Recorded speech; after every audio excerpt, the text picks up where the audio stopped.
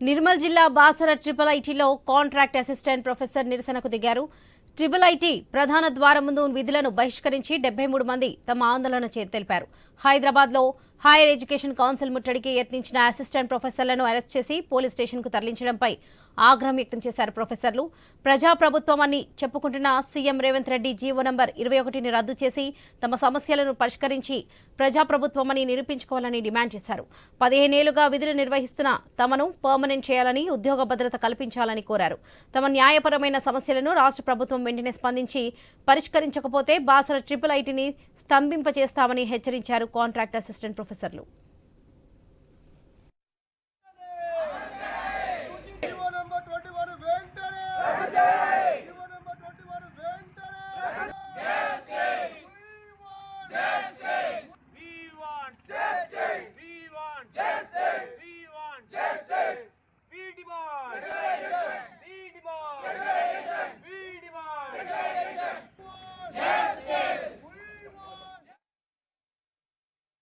మా కాంట్రాక్ట్ వ్యవస్థలో ఉన్నటువంటి అసిస్టెంట్ ప్రొఫెసర్లకి ఏ విధంగా ఉపయోగం లేదు. ఇందులో ఉన్నటువంటి ఏబీసీ కేటగిరీలో మొదటి కేటగిరీలోనే మా అసిస్టెంట్ ప్రొఫెసర్లు దాన్ని దాటే ప్రయత్నం లేదు. కాబట్టి మేమందరం కూడా జీవో 21ని వద్దు అని మేము నిరసన వ్యక్తం చేస్తున్నాము. 21 వల్ల మా నిర్మల్ జిల్లా బాసర ట్రిపుల్ ఐటీలో కాంట్రాక్ట్ అసిస్టెంట్ ప్రొఫెసర్ల నిరసనకు దిగారు. ట్రిపుల్ ఐటీ ప్రధాన ద్వారం ముందు విధులను బహిష్కరించి 73 మంది తమ ఆందోళన తెలిపారు. ఇదే విషయానికి సంబంధించి పూర్తి అప్డేట్స్ మా ప్రతినిధి శ్రీనివాస్ అందిస్తారు. శ్రీనివాస్. వరలక్ష్మి, నిర్మల్ జిల్లా బాసర ట్రిపుల్ ఐటీలో కాంట్రాక్ట్ అసిస్టెంట్ ప్రొఫెసర్లు అయితే నిరసనకు దిగారు.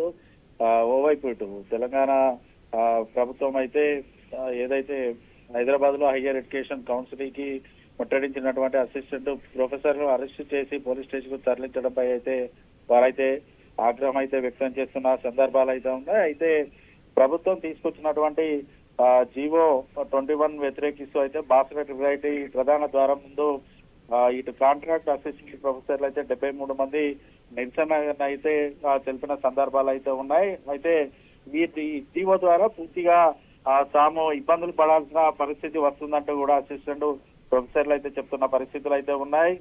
దాదాపుగా తాము 15 ఏళ్లుగా ఇక్కడ పనిచేస్తున్నాం, కాంట్రాక్ట్ పద్ధతిలో పనిచేస్తున్నాము. ఈ జీవో తీసుకురావడంతో అయితే తమ ఉద్యోగాలను పూర్తిగా కోల్పోయే అవకాశం ఉన్నది. ఖచ్చితంగా 15 ఏళ్లుగా తాము ఇక్కడ కాంట్రాక్ట్ అసిస్టెంట్ గా చేస్తున్నాం కాబట్టి ఖచ్చితంగా తమ ఉద్యోగాలను కూడా రెగ్యులర్ చేయాలంటూ కూడా ఇటు అసిస్టెంట్ ప్రొఫెసర్లు అయితే డిమాండ్ చేస్తున్న పరిస్థితులు అయితే ఉన్నాయి.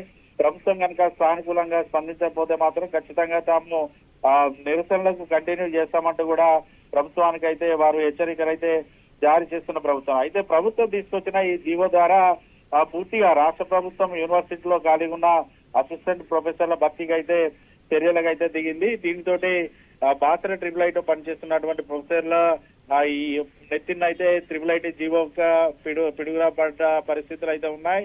దీంతో బాసర ట్రిపుల్ ఐటీలో పనిచేస్తున్నటువంటి అసిస్టెంట్ ప్రొఫెసర్లు అయితే పూర్తిగా మూకుమ్మడిగా రాజీనామా అస్త్రం అయితే స్పందించారు. ఈ మేరకు అదనపు బాధ్యత నుంచి తాము తప్పుకుంటూ ఉన్నామంటూ కూడా ఇక మించి అకాడమిక్ బోధన మినహా మరే ఇతర పనులు చేయబోమంటూ కూడా వారైతే స్పష్టం చేస్తున్న పరిస్థితులు అయితే ఉన్నాయి. అయితే బాసర ట్రిపుల్ ఐటీకి సంబంధించి పూర్తి స్థాయిలో రెగ్యులర్ అసిస్టెంట్ ప్రొఫెసర్లు లేకపోవడం, 15 ఏళ్లుగా ఇటు కేవలం కాంట్రాక్ట్ పద్ధతిన అసిస్టెంట్ ప్రొఫెసర్లతోటే ఇటు పరీక్ష తరగతుల పరీక్ష ఇటు ఏదైతే పాఠశాల విద్యా బోధనతో పాటు మరోవైపు examination wing, administration, superintendent welfare, hostel maintenance, games and sports, auditorium, campus curator, పరిపాలన విభాగం వంటి అదనపు బాధ్యతలను కూడా వీరికైతే అప్పచెప్పారు. పూర్తి స్థాయిలో ఇప్పుడు బాధ్యతల నుంచి వారు కనుక తప్పుకుంటే మాత్రం పూర్తిగా బాసర ట్రిపుల్ ఐటీ అయితే బాసర ట్రిపుల్ ఐటీ పూర్తిగా విద్యార్థులు అయితే ఇబ్బంది పడే పరిస్థితులు అయితే ఉన్నాయి. ఖచ్చితంగా తమపై సానుకూలంగా ప్రభుత్వం స్పందించాలి. లేదనుకుంటే మాత్రం రానున్న రోజుల్లో పూర్తి స్థాయిలో విధులను బహిష్కరించి తాము నిరసన తెలియజేస్తామంటూ కూడా అసిస్టెంట్ ప్రొఫెసర్లు అయితే ఇటు ప్రభుత్వానికి అయితే హెచ్చరికలు అయితే చేస్తున్న పరిస్థితులు ఉన్నాయి. వరలక్ష్మి. రైట్.